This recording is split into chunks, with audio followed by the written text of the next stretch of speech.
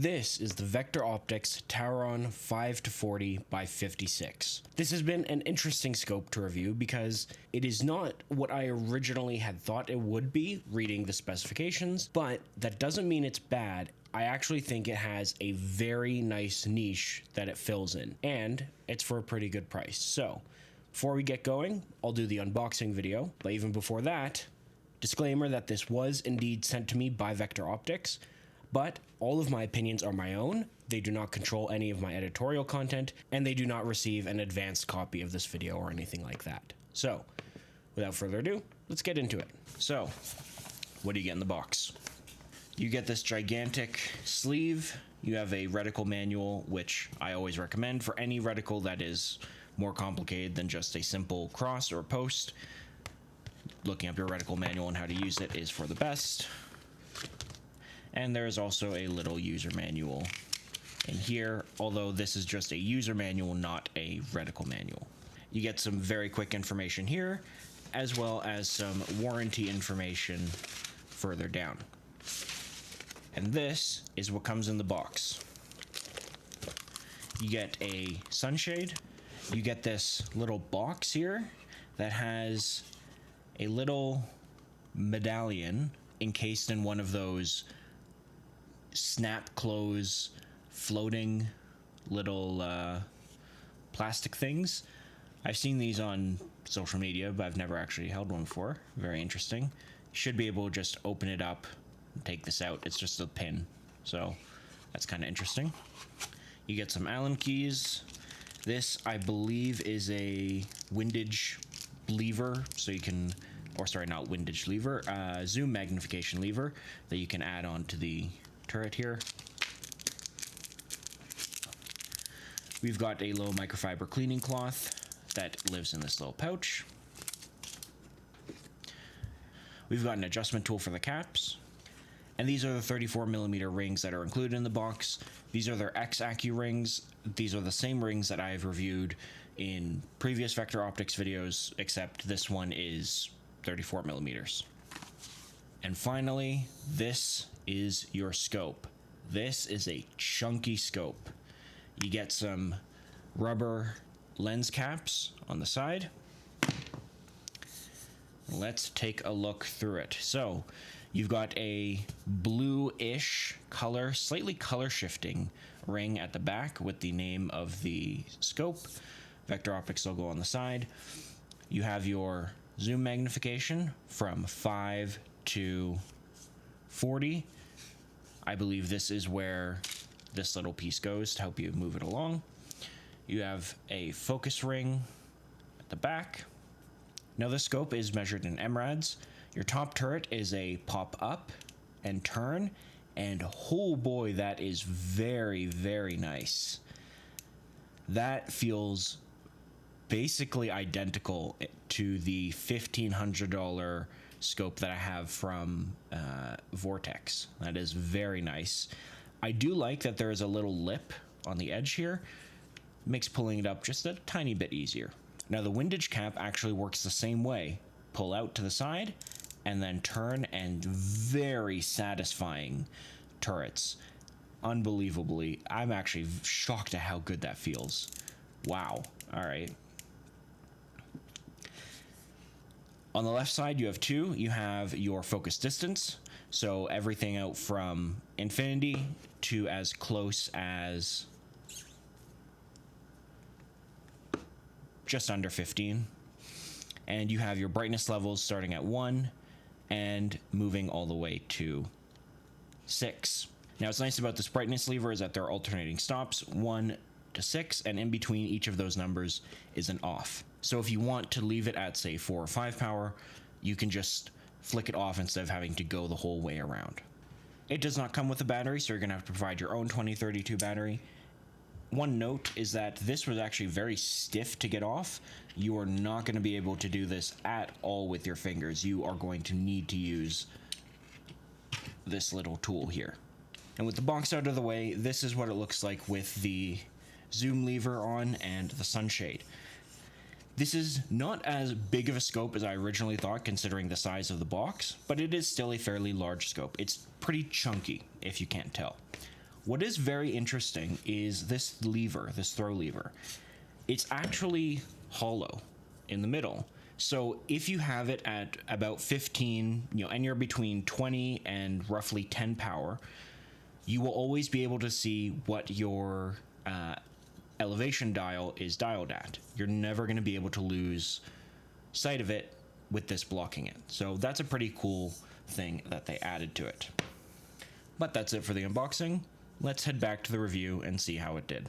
Well, that was the unboxing, so how did it actually perform? Now, if we take a look at the scope, some of the things that I mentioned in the unboxing became pretty obvious as I was using them. The first thing are these two dials on the side. As I mentioned, the illumination ring is a lot more stiff, and that was certainly noticeable on the range. You're not going to accidentally move one or the other when you don't mean to. The turrets are very nice to use.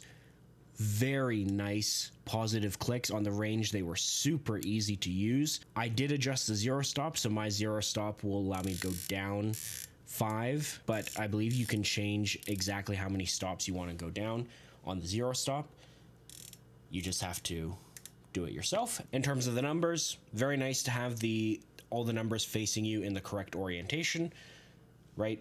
Everything is straight up and down on the top, and they are sideways on the side here. Makes it a lot easier to see where you're going and what you're doing. The tracking was very good. In my zeroing process, I was able to adjust it exactly as I needed to, and it tracked well.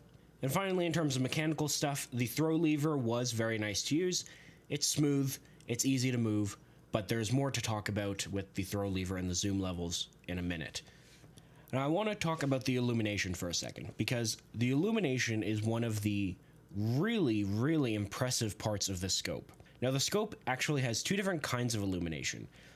I'm going to overlay a little through the scope cam that I got. It wasn't at the range, but it shows you what the illumination does and then the zoom range. As you can see, there's actually two zones of illumination. There's the outer ring, which is the outer crosshair, and some of the Christmas tree is illuminated. And then there's the inner ring. That inner ring has the very small crosshair and that center dot that is more brightly illuminated. And to my surprise, it is almost daylight bright. It is not like a red dot bright. For example, like it's not like this Vector Optics or like a Feyachi red dot, right? Because it doesn't have that same kind of illumination. But it was actually noticeable in direct sunlight. You'll notice in the shooting clips later on, I was wearing sunglasses, and that's because the sun was beaming directly into my eyeballs, and having the illumination still be present was very impressive. They did a really good job on that, and especially in comparison to the scope that I originally planned to put on this rifle, which was the Vortex, was a Viper HD. That illumination was horrific. It was so bad for the price that you paid, and this is like a million times better because it's actually usable. But now we need to talk about the most important part of the scope, in my opinion, and that is the zoom levels. Now, as you can see up top here, the zoom goes all the way from 5x to 40x, as the scope name would tell you. However, I would not use this if you're actually trying to shoot at 40x all the time. If you want something with that super high magnification, it is not worth buying because the zoom range is so big that the eye box at 40 is super tight. This scope is better thought of as a 5 to 25x with the bonus ability to go up to 40 if you need to use it. And it is usable if you are in a situation that can take advantage of it. So what situation would that be? Well, if you are sitting completely still, if you're lying prone or on a bench, or you have it in a lead sled, or you have a super stable shooting position, then you can use the 40x. And I did use it. I used that at the 200 meter just fine with no problems. But if you at all are expecting to move, if you're in a PRS match or some kind of action competition, or even if you're just using yourself and you're trying to switch between targets, left and right, having your head move even just a little bit and the eye box completely disappear on you is not great. However, the scope is very usable at 20 to 25 zoom range. And based on the reticle, it seems like to me that it's actually supposed to be used at the 20 to 25 zoom range. I'm going to put up on screen the PDF of Vector Optics guide on how to use the reticle and all that, which if you do buy the scope, I highly recommend you use it because it is a mil scope. And so you're going to want to know how to use it. As you can see in their demonstration images, they're not showing the reticle at its max zoom. They're showing it around the 20 to 25 zoom range. And on the 20 to 25 zoom range, the eye box is actually pretty decent. Yes, it's still tight-ish because it's a 5 to 25 in that instance, right? But it's perfectly usable. No problems switching between targets at that zoom range, and it was very comfortable to use. And so that brings me to the last major part of a scope, and that is the clarity. The clarity was really, really good. It was at bare minimum on par with the Vortex scope that I had reviewed in the past, if not maybe a little bit better. It was very clear. It worked very well in super bright conditions with and without this sunshade. Using it with sunglasses and using it with my normal glasses, I had no problems. And I could very clearly see the targets at 200 meters. Overall, the clarity was very, very good. And so that brings me to who is this for? Now, an important part of the who is this for is the price. And so that's what I'm going to start with here.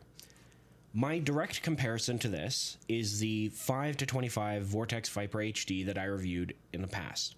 And the reason it's my direct comparison is because if this scope is better used as a 5 to 25 with a bonus of up to 40, then its direct comparison should probably be another 5 to 25 scope. And by comparison, this scope is 2/3 the price. It comes in at roughly 900 Canadian dollars or roughly 650 US dollars, but very often on Vector Optics website, you can find it on sale for better than that. And in comparison, the MSRP of the Vortex scope was $1,500, and you can find them on sale for like the $1,200 to $1,300 range. It's one of those situations where if warranty is the most important thing to you, then I simply can't recommend anything other than a Vortex because their warranty is just that good. But if you want the better product and at a cheaper price, then this is the better product. And so who is this product for? This product is for anyone who is interested in a bench rest scope. Now, well, yes, you could use this as a hunting scope, of course. It is just not ideal. On the lower zoom end, you can totally use it. It's perfectly usable for that, but it's not ideal. Your crosshair is going to be much smaller. Not to mention, the scope is not necessarily lightweight, right? On a hunting rifle, you want something that's lightweight, and a bench rifle can be as heavy as you want. This rifle, as you see it here, is like 15 pounds. And so in my opinion, this scope is an excellent relative budget option because it's still not a cheap scope, but relative to other scopes, it is a budget scope. But it is a fantastic optic with great glass, with good illumination, good tracking, nice turrets.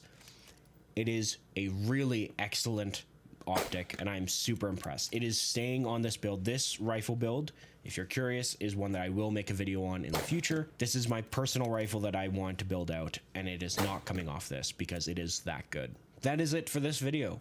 Thank you very much for watching. I hope you enjoyed. Like I said, I'll have a video review on this rifle. I'll also have a review on the barrel that's in it, which is an IBI barrel. Hopefully I'll have all of that coming out before the end of the year.